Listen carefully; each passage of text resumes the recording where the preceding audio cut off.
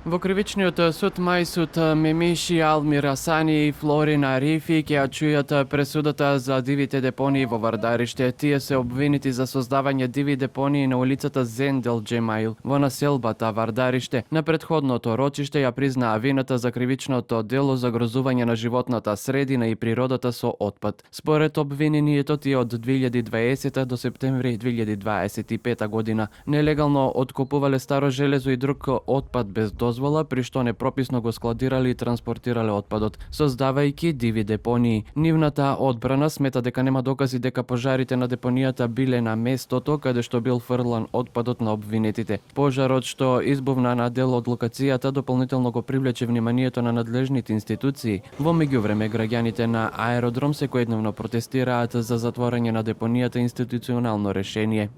Ова е институционален проблем, не е проблем само на жителите на Новолисиче, ова е проблем на цел град. Мислам, ова не е од сега. Веќе ние сме на почеток на аеродром.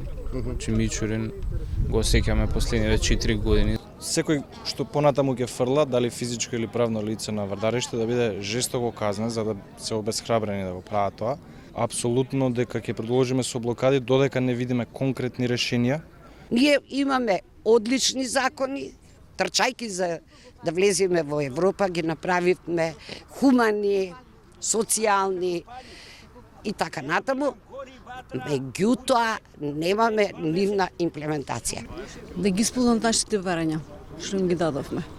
И нешто Вардариште да се стопира скроз. Се собираме можеби по 25 пати овде. Ако сме малку. За делото што им се става на товар на обвинетите, предвидена е казна затвор од 3 месеци до 3 години.